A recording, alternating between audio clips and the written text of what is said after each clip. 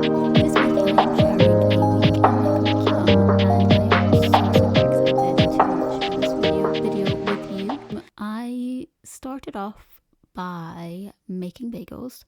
I have been trying to do this every Sunday, and I've been loving it. We'll have bagels for a few days, and I love it so much.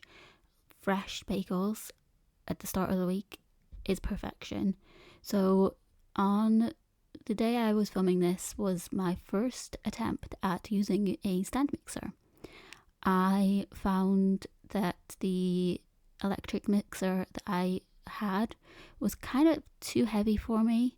So luckily, at the time I was considering getting a stand mixer, Lidl had one for sale. It was about £50, I think. And I saw that and just kind of took it as a sign that I should get one. This one's great because it has inbuilt scales, so I don't even need to use my scales anymore, other than making sure each bagel size is the same weight. But yeah, so this was my first attempt with that, and I think they turned out really good. And they are delicious. I'm obsessed with bagels. I think they taste delicious. And having fresh ones every week is perfection. I don't know if I could make them regularly enough to have enough for a full week, but about 2 or 3 days worth is more than enough for me. Otherwise, I'm pretty sure I'll get sick of them.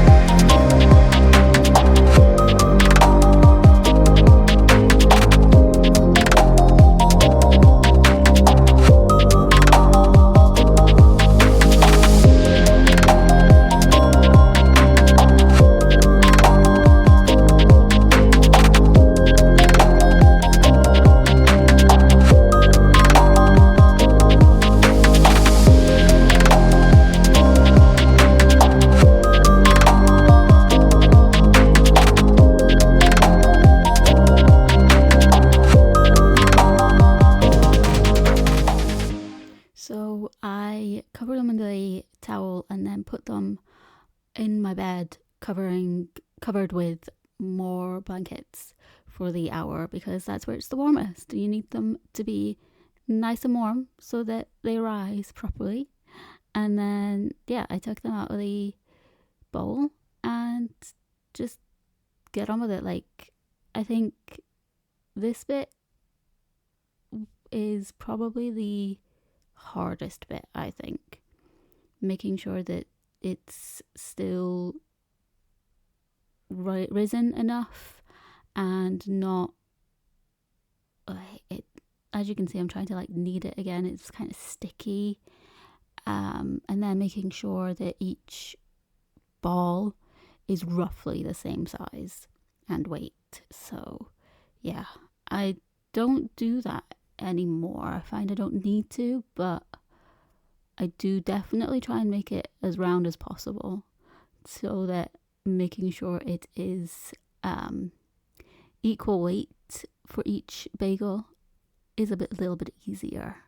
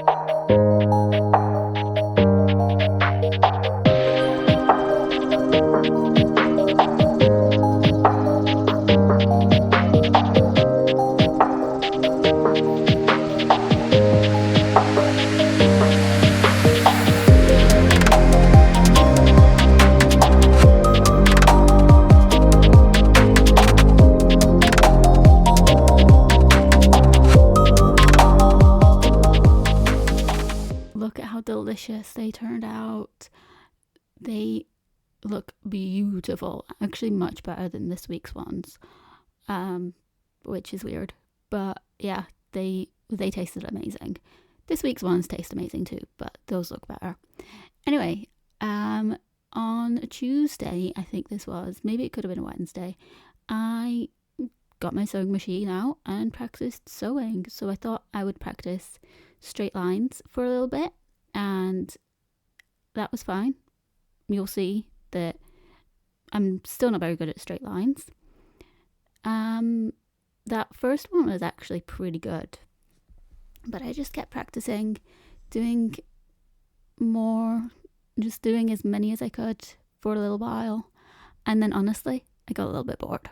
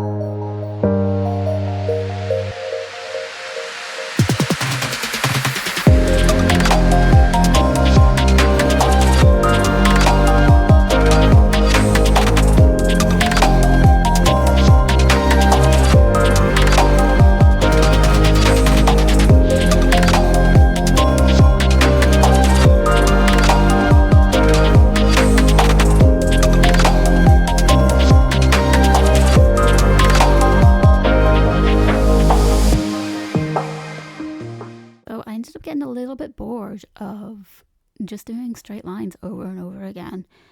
And so I thought I would actually research how to hem, seeing as that is my main goal. And I found a really old video from Channel 4 that was actually super helpful. It was a super short video, and it was just how to hem a dress in 6 steps. And so I watched that and I took my notes, and I found it really helpful. And the next week I did actually attempt to hem. And if you are interested in seeing how that turned out, check out my Instagram or stay tuned on my YouTube channel, because I am going to be uploading all of the videos from my Instagram over to my YouTube over the course of the month. So stay tuned for that if you are interested, or if you're impatient, just head on over and the video will be there. But yeah, I thought this was like really simple steps to follow, and I found it helpful, and I decided that I'm gonna practice hemming now. And that was it, basically. I did try and find more of their videos, but because it's so old, it was really difficult. I don't think they exist in a playlist anymore. I was clicking on the links and it was taking me to pages that don't exist anymore. So I don't really know how to find their stuff. I mean, it's probably easy if I actually tried, but this video was helpful, and I found some more that are also helpful. And honestly, you can learn anything from YouTube. Just type in what you want to learn, and there will be a mass of videos that you can find.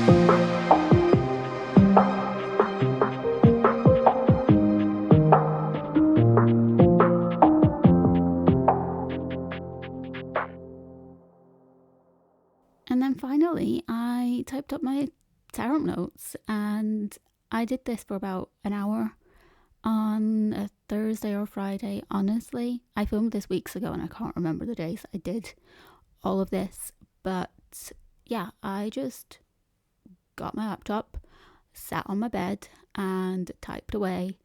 And I wish I could say I've gotten far in this, but this is the thing I have been the least consistent with. It's boring just typing it up, but like I've said, I want to consolidate my notes so that they're easy to find and I don't have random notebooks and bits of paper lying around. So I will get it done. It's just not fun, and so I procrastinate doing it.